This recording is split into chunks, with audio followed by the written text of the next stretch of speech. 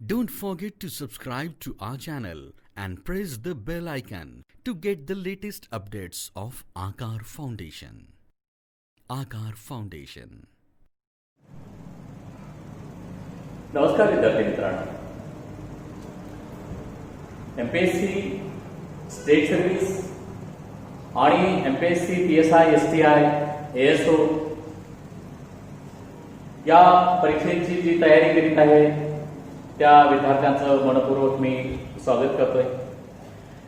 विद्यार्थ्यांनो, आपण या परीक्षेकरिता मेन्सची जी तयारी करण्याकरिता आपण मागील काही दिवसापासून जे व्हिडिओ लेक्चर्स आपण इथे डिलिव्हर करीत आहोत आणि त्या निमित्तानं आम्ही हा प्रयत्न करीत आहोत की विद्यार्थ्यांना या लॉकडाऊनच्या स्थितीमध्ये घरी बसून त्यांना एज्युकेशन पासनं तो थांबू नये आणि विद्यार्थ्यांना नॉलेज जे आहे ते नॉलेज प्राप्त व्हावा या उद्देशाने आम्ही यूट्यूब लेक्चर्स हे सुरू केलेले आहेत. तर विद्यार्थ्यांना आपण मेन्स या परीक्षेकरिता इंग्रजी या विषयाचं जे आपण ग्रामरचा जो पार्ट जो आहे तो पार्ट आपण इथे स्टडी करीत आहे. मागील लेक्चरमध्ये आपण ऍडजेक्टिव्ह बद्दल काही डिस्कशन केलं आहे आणि सोबतच ऍडजेक्टिव्हचा पार्ट 2 जो होता तो पार्ट 2 बद्दल आपण काही इम्पॉर्टंट अशा हॉट टिप्सच्या आधारावरती आपण ऍडजेक्टिव्ह या चॅप्टरला आपण स्टडी केलेला आहे. तर विद्यार्थ्यांना आजच्या या लेक्चरमध्ये आपण आणखी एक महत्वाचं chapter, very important chapter, and that is verb. Verb हे चॅप्टर अतिशय महत्वाचं आहे आणि तुम्हाला आयोगाद्वारे आयोजित केल्या जाणाऱ्या ज्या परीक्षा त्या परीक्षेमध्ये तुम्हाला क्रियापद वर्ब या चॅप्टरवरती 5 ते 6 प्रश्न दरवर्षीच विचारले जातात. तुम्ही मागील प्रश्नपत्रिका अभ्यास जाणून बघा, त्यामध्ये तुम्हाला अधिक जे प्रश्न दिसतात ते वर्ब क्रियापद या चॅप्टरवरतीच तुम्हाला दिसून येतं. म्हणजेच this chapter is a somewhat very very important chapter for your competitive exam. चला विद्यार्थ्यांनो, आज आपण क्रियापद वर्ब हे चॅप्टर आपण इथे आज स्टडी करूया. So dear students, so let's study verb. Verb याला क्रियापद असे म्हणतात. You know very well that. क्रियापद क्रियापद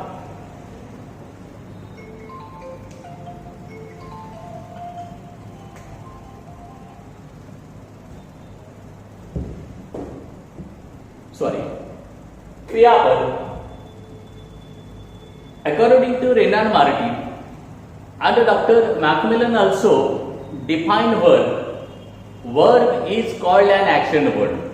That means which word takes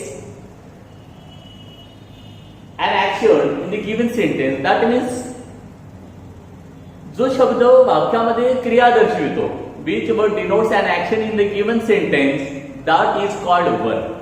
actually क्रियापद हा शब्द मूळ लॅटिन भाषेपासून तयार आलेला आहे इंग्रजी भाषेमध्ये. वर्ब हा वर्ब हा एका लॅटिन शब्दापासून आलेला आहे. वर्बम या लॅटिन शब्दापासून वर्ब तयार झाला आहे. In Latin language the meaning of verbum that is a word. Latin भाषेमध्ये वर्बमचा अर्थ आहे ए वर्ड. आणि वी पीपल, आणि आम्ही जे ब्रिटिश लँग्वेज फॉलो जो करतात, तर वर्बचा अर्थ ब्रिटिश लँग्वेज मध्ये येतोय an action word. That means which word denotes an action in the given sentence, that's called verb. क्रियापदाची डेफिनेशन सुद्धा तुम्हाला माहित असणं इम्पॉर्टन्स आहे. कधी होऊ शकतंय की परीक्षेमध्ये असल्या प्रकारचे प्रश्न विचारले जाऊ शकतात. which word denotes an action in the given sentence is called blank space. मग तिथे ऑप्शनला दिले जातं वर्ब, ऍडजेक्टिव्ह, ऍडव्हर्ब. त्यावेळेस तुम्हाला डेफिनेशन सुद्धा माहित असणे फार आवश्यक इम्पॉर्टन्स आहे. तर विद्यार्थ्यांनो, आपण बघूया क्रिया. व्हेरी इम्पॉर्टंट टॉपिक, सर्वांनी लक्ष द्यायचं, कारण verb is called and heart of the sentence. Verb जे राहतंय ते वाक्याचं सेंटेन्सचं हार्ट राहतंय. हृदय राहतं. ज्याप्रमाणे आमच्या बॉडीमध्ये एका हृदयाला जे महत्व राहतंय, म्हणजेच सांगायचं म्हणजे की without heart we can not live. त्याचप्रमाणे जर एखाद्या वाक्यामध्ये, एखाद्या सेंटेन्समध्ये जर क्रियापद नसेल तर that sentence is a meaningless. तर ते वाक्य अर्थहीन राहत आहे. There is a no meaning, it has a no meaning. आणि म्हणूनच क्रियापदाला अतिशय महत्व आहे. तर विद्यार्थ्यांना वळवूया आपण, क्रियापद काय असतंय, वर्ब काय असतंय. There are two types of verb. दोन प्रकारचे क्रियापद असतात. Verb is classified into two part. One is principal verb. एक जो पार्ट आहे तो principal verb. It is also called main verb. याला मेन वर्ब सुद्धा असे म्हटलं जात आहे. मुख्य क्रियापद ज्याला मराठीमध्ये आपण म्हणतोय प्रिन्सिपल वर्ब. आणि दुसरा जो प्रकार आहे तो आहे ऑक्झिलरी. ऑक्झिलरीला आपण ऑक्झिलरी यालाच आपण हेल्पिंग वर्ब सुद्धा असे म्हणतो, म्हणजे सहाय्यकारी क्रियापदे. तुम्हाला माहितच असेल बेसिक काही गोष्टी आपण पुढे जसं जसं पुढे जाणार त्यामध्ये तुम्हाला बेसिक गोष्टी सुद्धा बऱ्याचशा तुम्हाला वाचायला शिकायला मिळेलच. हेल्पिंग वर्ब ज्यामध्ये हेल्प करणारे, मुख्य क्रियापदाला सहाय्य करणारे, मदत करणारे शब्द म्हणजे helping verbs, that means auxiliary. And this way there are two types of verb, principal verb and auxiliary verb. अगदी थोडक्यामध्ये आपण काही इथे आपण गोष्टी बघूया. त्यानंतर प्रत्येक पॉइंटला, प्रत्येक टॉपिकला आपण डिटेलमध्ये इथेच पुढे आपण शिकूया. तर लक्षात असू द्या, there are two types of verb, principal verb and auxiliary verb. पुन्हा प्रिन्सिपल वर्ब म्हणजेच मेन वर्ब आणि ऑक्झिलरीलाच काय म्हटलं जात आहे, हेल्पिंग वर्ब. आता बघा, जो प्रिन्सिपल वर्ब जो राहतोय, जे मुख्य क्रियापद राहतोय, जे मेन वर्ब राहतोय, त्याचे सुद्धा काही प्रकार पडतात आणि ते प्रकार सुद्धा आम्हाला माहित असणे फार आवश्यक आहे. तर विद्यार्थ्यांनो, आपण पहिला जो प्रकार पाहणार आहोत प्रिन्सिपल वर्बचा. Principal verb it has two kind. त्याचे सुद्धा दोन प्रकार पडतात. There are two kinds of principal verb. एक राहतोय ट्रान्झिटिव्ह वर्ब आणि दुसरा राहतोय इंट्रान्झिटिव्ह वर्ब. ट्रान्झिटिव्ह वर्ब म्हणजे सकर्मक क्रियापद आणि इंट्रान्झिटिव्ह वर्ब म्हणजे अकर्मक क्रियापद. दॅट मीन्स बघा, transitive verb is that in English language. डेफिनेशन आपण इंग्रजीमध्ये बघूया. Transitive verb is that which verb requires a direct object after it to complete its meaning. पुन्हा ऐकून घ्या. Transitive verb is that which verb requires a direct object after it, a direct object after it, कशाकरिता, to complete its meaning. म्हणजे ज्या क्रियापदाला आपल्या नंतर एका प्रत्यक्ष कर्माची गरज असते आपल्या वाक्याचा किंवा आपला अर्थ पूर्ण करून घेण्याकरिता, त्या क्रियापदाला ट्रान्झिटिव्ह वर्ब असे म्हणतात. मराठीमध्ये तुम्ही चांगल्या प्रकारे सकर्मक क्रियापद मराठी व्याकरणाचा अभ्यास करीत असताना तुम्हाला ट्रान्झिटिव्ह वर्ब याची संपूर्ण अशी व्याख्या तुम्हाला वाचायला मिळेलच.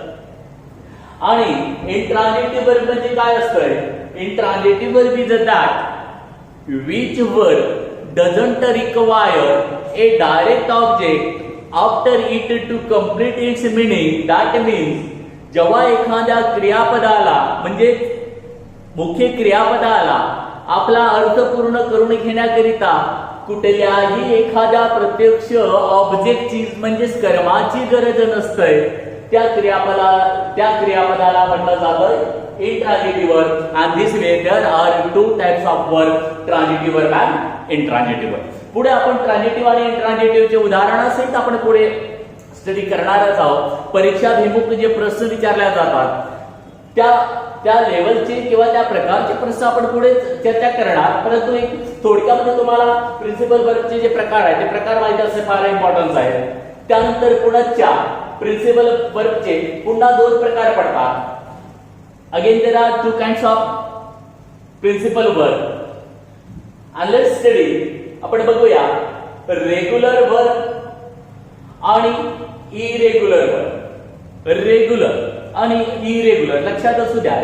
पुढे आपण रेग्युलर आणि इरेग्युलर उदाहरणाच्या द्वारे आपण शिकणारच आहोत. परंतु सध्या या स्थितीमध्ये तुम्हाला हे टाईप लक्षात ठेवणं आवश्यक आहे की मुख्य क्रियापदाचे रेग्युलर आणि इरेग्युलर असे सुद्धा प्रकार असतात. त्यानंतर प्रिन्सिपल वर्बचे फायनाइट आणि नॉन फायनाइट असल्या प्रकारचे सुद्धा दोन प्रकार पडतात. म्हणजे तुम्हाला transitive, intransitive, regular, irregular, finite, non finite असल्या प्रकारचे जे प्रकार आहेत ते प्रकार प्रिन्सिपल वर्ब म्हणजे मेन क्रियापदाचे, मुख्य क्रियापदाचे असतात. तर विद्यार्थ्यांनो, आपण क्रियापदाचा दुसरा जो पार्ट बघणार दॅट इज ऑक्झिलरी. मी सांगितलंय तुम्हाला ऑक्झिलरी म्हणजे हेल्पिंग वर्ब, सहाय्यकारी क्रियापद.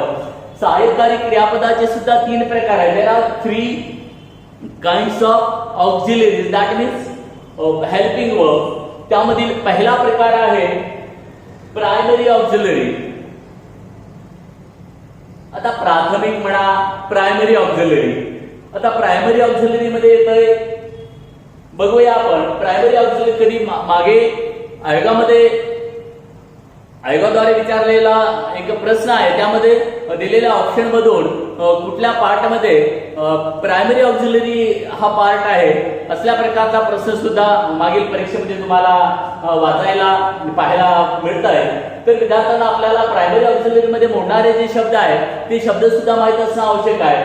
प्रायमरी मध्ये येत आहे टू बी.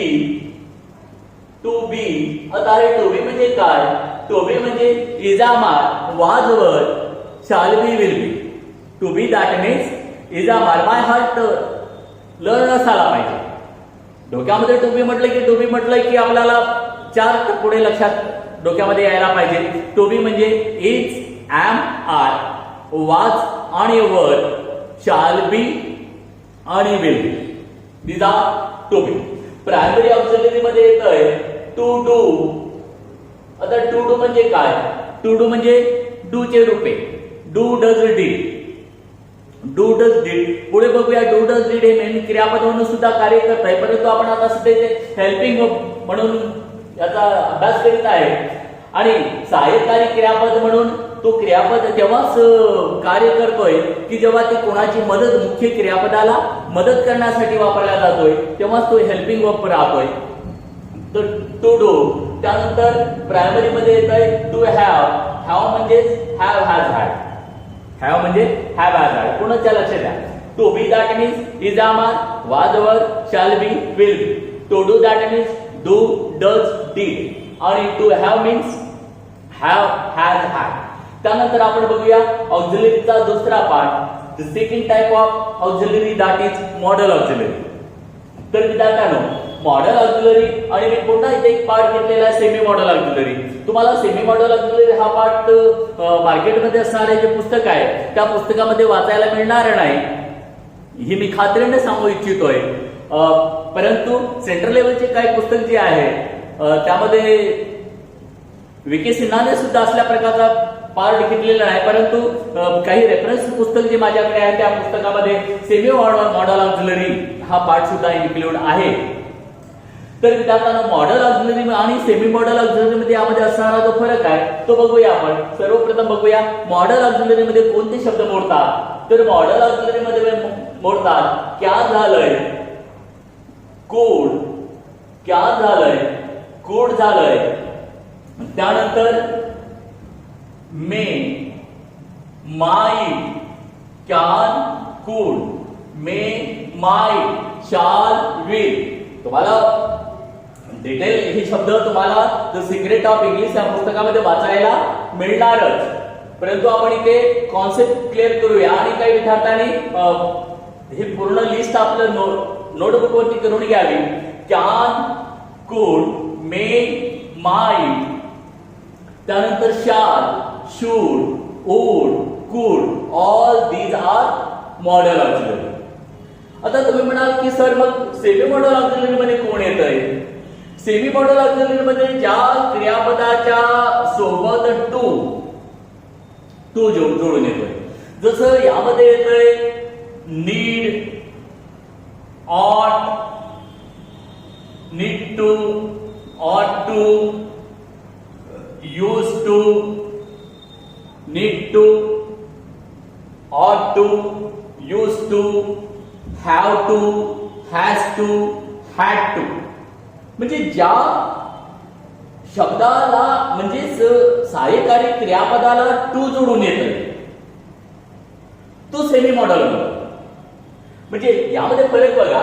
प्रायमरी मध्ये is am are, was were, do, does, did, have, has, had. परंतु हॅव नंतर, हॅज नंतर किंवा हॅड नंतर टू जर वापरला असेल, हॅव टू, हॅज टू किंवा हॅड टू, तर तो एका सेमी मॉडल ऑक्झिलरी म्हणून कार्य करतो. जसे की उदाहरणार्थ आपण बघितलं यूज टू, ऑट टू आणि need to. These are semi modal auxiliary. तर विद्यार्थ्यांनो आता आपण एक परीक्षाभिमुख जर प्रश्नाच्या स्वरूपाने आपण याला जर आपण अभ्यासलंय, स्टडी जर केलंय, तर हा पाठ अतिशय महत्वाचा पाठ आहे. मी सुरुवातीलाच तुम्हाला सांगितलंय की क्रियापदाच्या या बेसवरती, या टॉपिकवरती आयोगाने विचारलेले जे प्रश्न आहेत ते क्रियापद या चॅप्टर वरतीच अधिक प्रश्न तुम्हाला दिसून येते. म्हणून या चॅप्टरला चांगल्या प्रकारे तुम्ही तयार करून ठेवायचं. तर आपण विद्यार्थ्यांनो प्रिन्सिपल वर्कचे जे आपण दोन प्रकार बघितले, ट्रान्झिटिव्ह आणि इंट्रान्झिटिव्ह. तर बघूया आपण की ट्रान्झिटिव्ह वर्ब आणि इंट्रान्झिटिव्ह वर्ब मध्ये काय फरक असतो. अकॉर्डिंग टू अवर डेफिनेशन, व्याख्येनुसार आपण म्हटलंय. आता या दिलेल्या वाक्यामध्ये बघा, reads that is a transitive verb.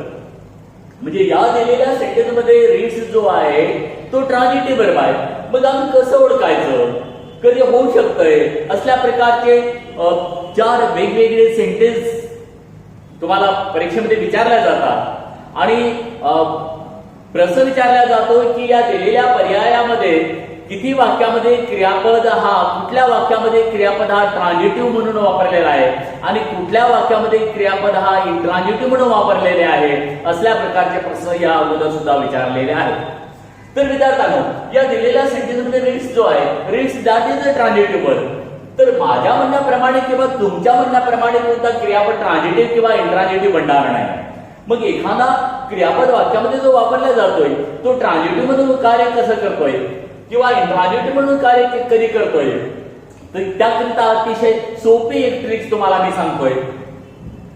की आपण डेफिनेशन मध्ये काय बघितलंय, आपण डेफिनेशन मध्ये बघितलंय which verb requires a direct object after it. काय म्हटलंय, जेव्हा एखाद्या क्रियापदाला आपला अर्थ पूर्ण करून घेण्याकरिता एखाद्या प्रत्यक्ष ऑब्जेक्ट म्हणजेच कर्माची गरज असते, त्या क्रियापदाला ट्रान्झिटिव्ह वर्ब म्हणजे सकर्मक क्रियापद असे म्हणतात. आता बघा या दिलेल्या वाक्यामध्ये नॉवेल जो आहे तो एक कर्म आहे, ऑब्जेक्ट आहे. म्हणजे इथे या क्रियापदाला आपला अर्थ पूर्ण करण्यासाठी एका कर्माची गरज होती. म्हणजेच या दिलेल्या वाक्यामध्ये रीड्स हे जे क्रियापद आहे ते क्रियापद ट्रान्झिटिव्ह सकर्मक क्रियापद म्हणून वापरलेलं आहे. And that's called transitive. तर विद्यार्थ्यांनो दुसरं उदाहरण बघा. या दिलेल्या सेंटेन्स मध्ये क्रियापद वापरला आहे laughs. He laughs at you. आता laughs at phrasal laughs at क्रियापद आहे फ्रेझल मध्ये.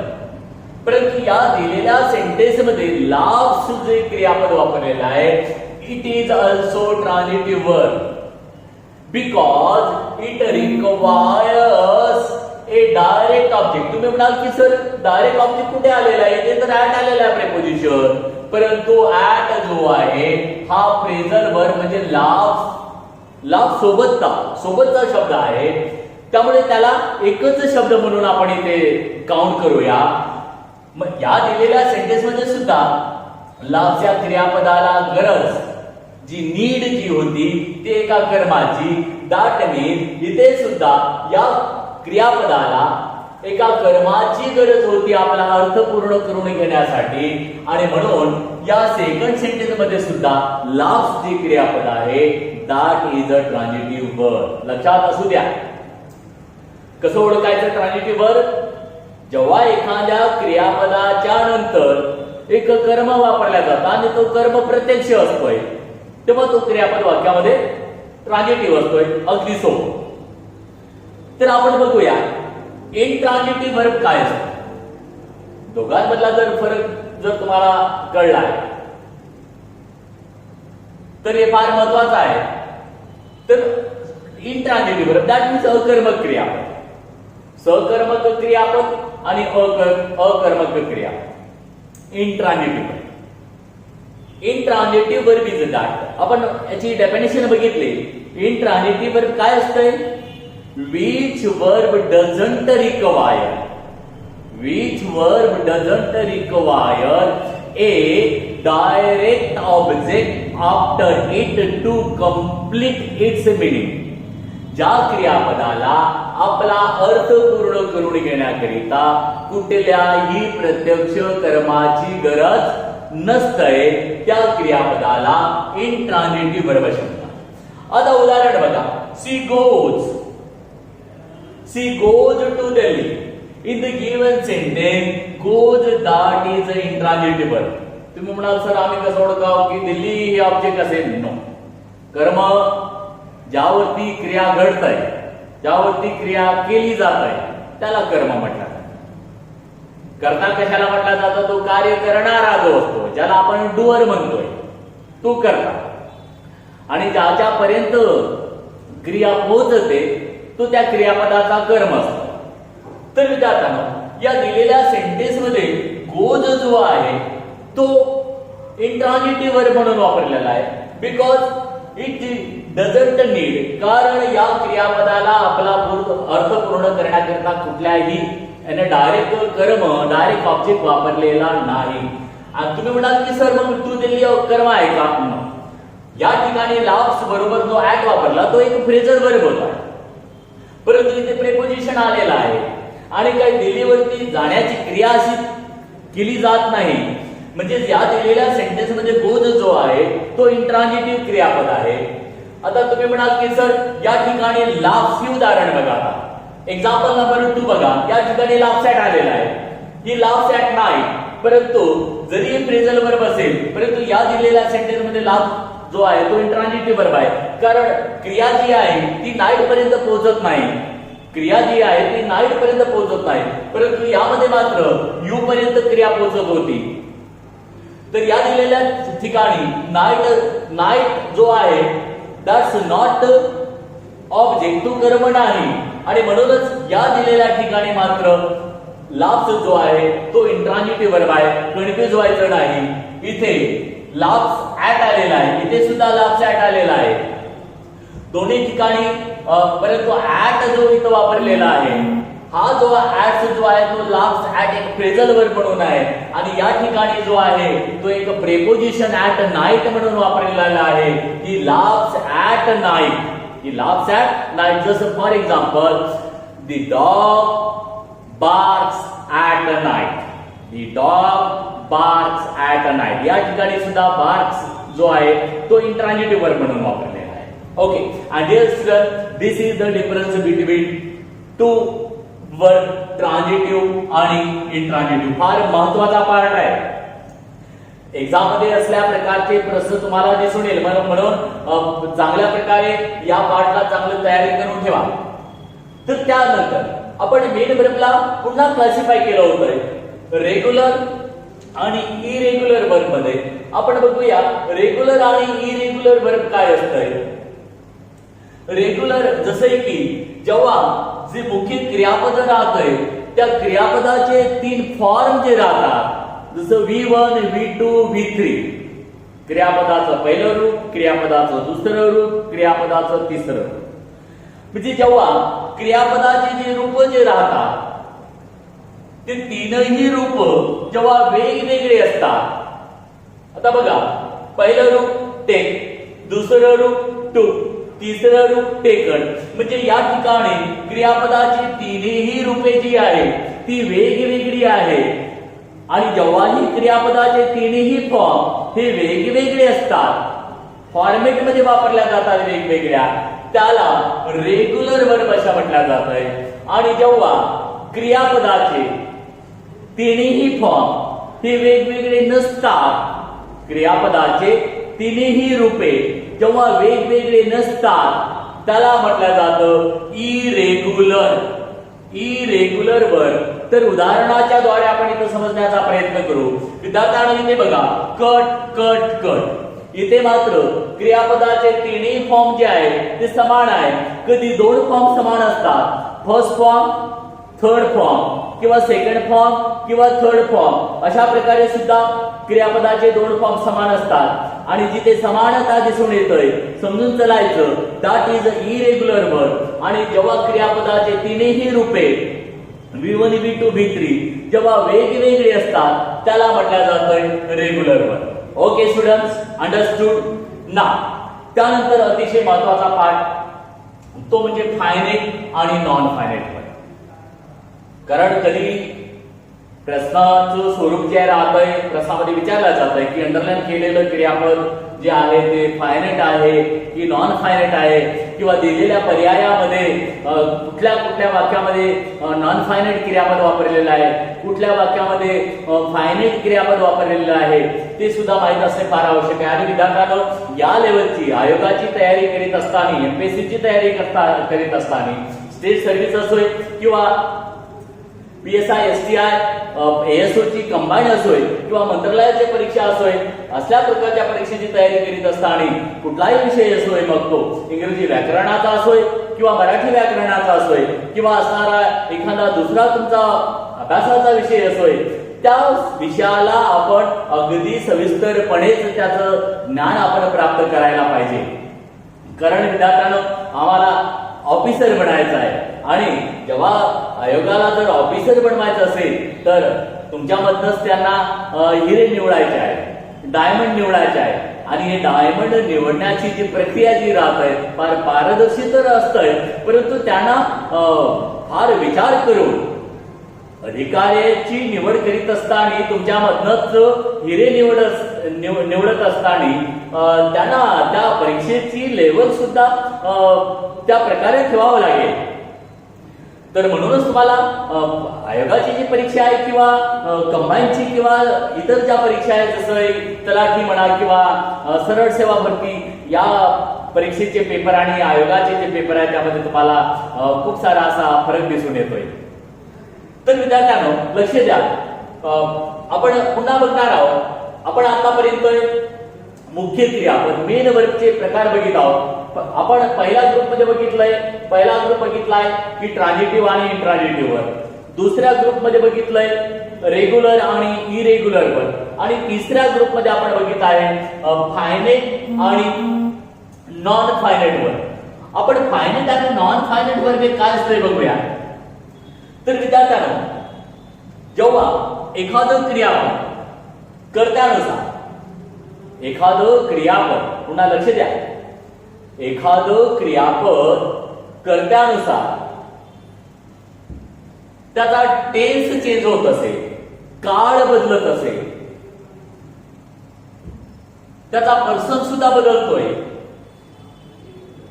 नंबरनुसार त्यामध्ये बदल होतोय, नंबरनुसार संख्येनुसार बदल होतोय, पर्सननुसार बदल होतोय, टेन्सनुसार त्या क्रियापदामध्ये बदल होतोय, त्या क्रियापदाला म्हटल्या जातंय फायनाइट वर्ब. पुन्हा लक्ष द्या, ज्या क्रियापदामध्ये पर्सन अनुसार बदल होतोय किंवा नंबरनुसार, वचनानुसार त्यामध्ये बदल होतोय किंवा काळानुसार त्या क्रियापदामध्ये, त्या शब्दामध्ये क्रियापदामध्ये बदल होतोय, त्या क्रियापदाला म्हटल्या जातंय फायनाइट वर्ब. उदाहरण बघूया आपण. आय गो, आय गो. आता हे क्रियापद गो जे आहे हे फायनाइट वर्ब आहे. का बरं? आता या ठिकाणी आपण पर्सन चेंज केलेला आहे, बदललेला आहे. आयच्या ऐवजी आपण शी वापरलाय, थर्ड पर्सन वापरलाय. तर या क्रियापदामध्ये बघा इथे बदल दिसून येत आहे. गोज म्हटलेला आहे. जोपर्यंत आय होतंय go, I go, you go, we go, they go, परंतु he, she, it, third person singular एखाद्या व्यक्तीचं नाव जरी असेल तरी सुद्धा क्रियापद यामध्ये बदल होत आहे या किंवा ये जोडल्या जात आहे. म्हणजे इथे पर्सन चेंज केल्यानंतर बदलल्यानंतर इथे क्रियापदामध्ये आपल्याला बदल दिसून येत आहे आणि आपल्या व्याख्येनुसार जेव्हा पर्सननुसार क्रियापदामध्ये बदल होत आहे ते क्रियापद फायनाइट असतंय.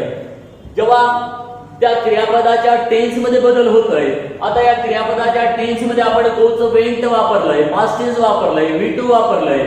म्हणजे टेन्स मध्ये काळानुसार जर क्रियापदामध्ये जर बदल होत असेल that is called finite verb. That is somewhat very easy definition. Okay, तर बघूया आपण नॉन फायनाइट वर्ब. ऑफकोर्स जर एखाद्या क्रियापदामध्ये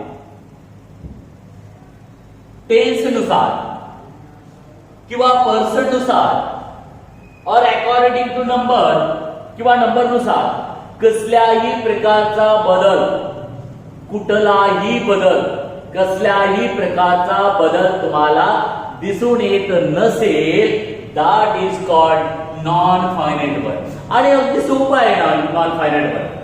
जेव्हा 2 + V1 जेव्हा 2 आणि क्रियापदाचं V1 पहिलं रूप जेव्हा वापरल्या जातंय 2 + V1 that is non finite. एवढं सोपं आहे. म्हणजे जर तुम्हाला दोघांमधला जर फरक जर समजायचा असेल तर जेव्हा 2 + V1 असतंय that's called non finite verb आणि 2 + V1 असेल इतर क्रियापद असेल दॅट इज फायनाइट वर्ब. म्हणजे फायनाइट वर्ब म्हणजे बदल होणार.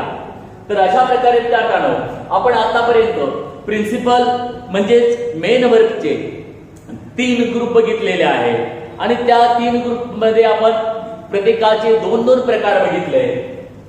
तर विद्यार्थ्यांनो यामध्ये अतिशय एक महत्वाचा पॉइंट तुम्हाला नोट करून घ्यायचा आहे. By my point of knowledge, माझ्या नॉलेज प्रमाणे आता तुम्हाला काही कन्फ्यूज करणाऱ्या ज्या गोष्टी आहेत ज्याला आपण थोडं अपवादात्मक तर नाही म्हणता येणार परंतु याला अपडेट नॉलेज म्हटलं जात आहे. हा पाठ तुम्हाला जनरली कुठेही कुणाकडनंही शिकायला मिळतोय, वाचायला सुद्धा मिळतोय. परंतु आयोगाने काही प्रश्न जे विचारला जात आहे आयोगाद्वारे ते मात्र विद्यार्थ्यांच्या नॉलेजला काहीतरी कुठेतरी अपडेट चेक करण्यासाठी सुद्धा काही प्रश्न विचारला जात आहे. सहजपणे बऱ्याचशा विद्यार्थ्यांना फायनाइट आणि नॉन फायनाइट वर्ब काय असतं हे समजून येत आहे. परंतु इथे बघा एक महत्वाचा अगदी महत्वाचा पॉइंट आपण इथे डिस्कशन करीत आहे. काही ट्रान्झिटिव्ह वर्ब जे असतात, काही सकर्मक क्रियापद जे राहतात इंट्रान्झिटिव्ह वर्ब सारखी देखील वापरली जातात.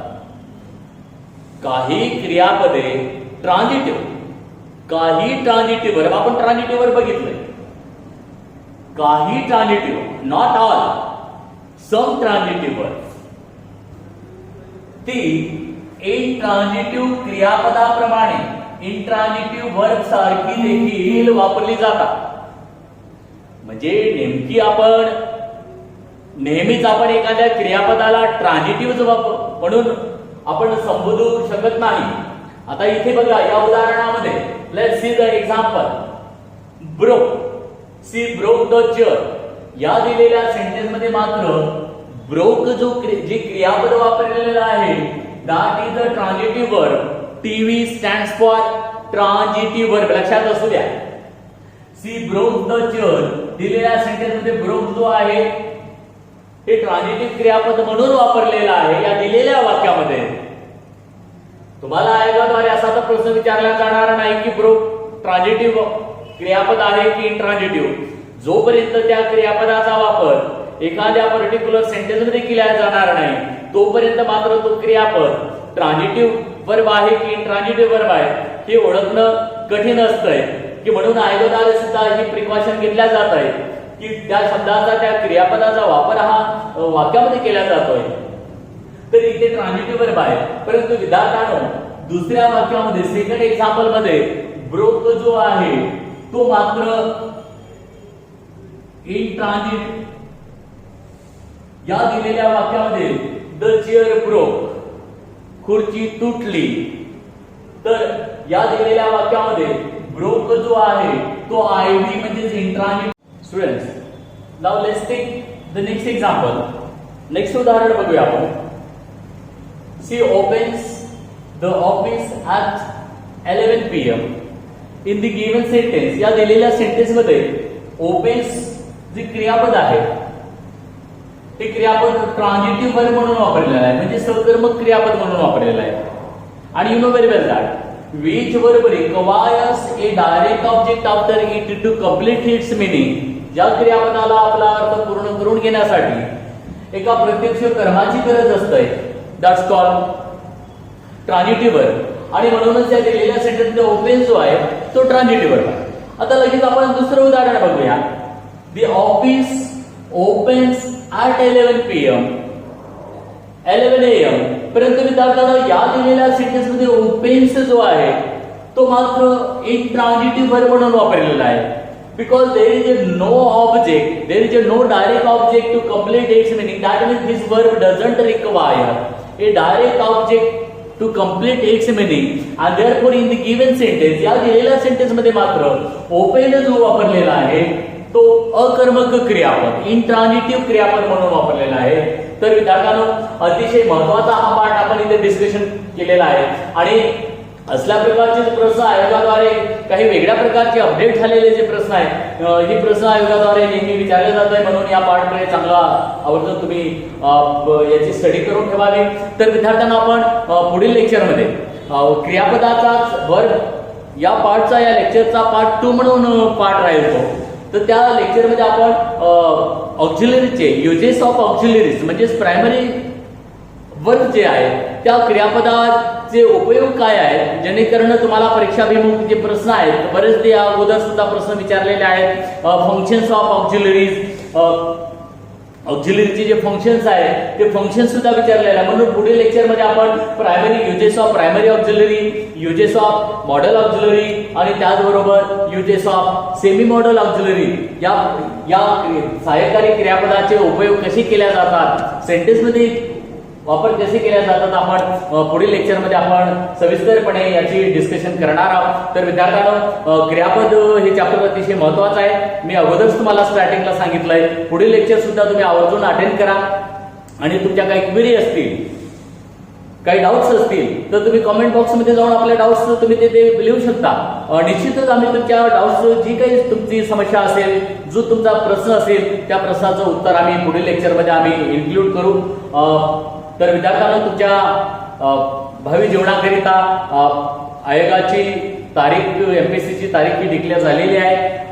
चांगल्या प्रकारे तुम्ही अभ्यासाला लागा आणि मेन्सची तयारी करण्यासाठी आम्ही आहोत. आकार फाउंडेशनद्वारे तुम्हाला संपूर्ण इंग्रजी व्याकरण, मराठी व्याकरण याचा चांगल्या प्रकारे तुम्हाला आम्ही अभ्यास करून देऊ. तर विद्यार्थ्यांनो आपण पुन्हा भेटूया नेक्स्ट लेक्चरमध्ये वर्ग पार्ट नंबर 2 मध्ये.